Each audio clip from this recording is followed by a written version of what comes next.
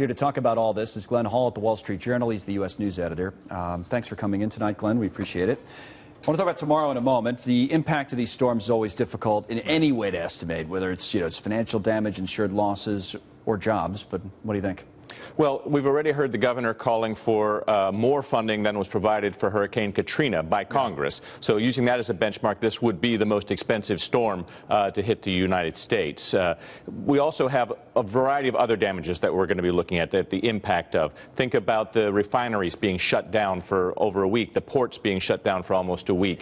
And then you get at all of the business impact locally. So there will be a strong local domestic impact. I know people write stories all the time after storms about how you get a surge from Home Depot and these other places, but overall the impact is a negative one, I would think. Obviously. Definitely in the short term, and absolutely if you're in Houston right now or that whole southern Texas area.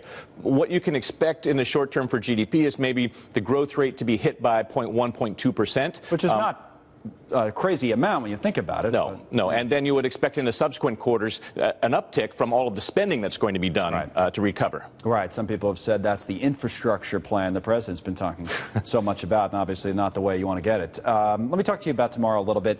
If we get to 200,000 jobs added, this would be the third month in a row. I think the estimate's a little over 180, but things have been going pretty well this summer, right?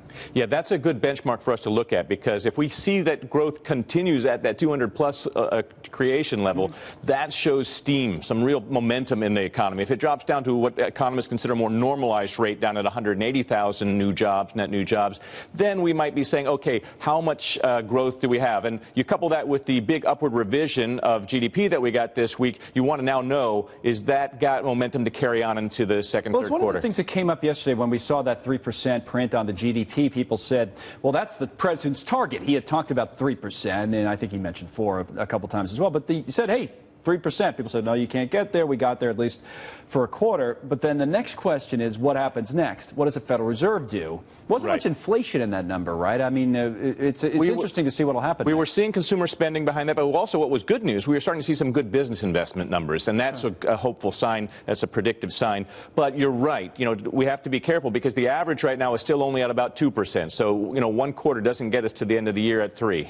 And then if the Fed raises rates, I saw one article today saying the worst thing for President Trump could be an economy that grows too fast in some ways. Well, these are the balancing acts that everybody is worried about, especially the Fed, as you're pointing out.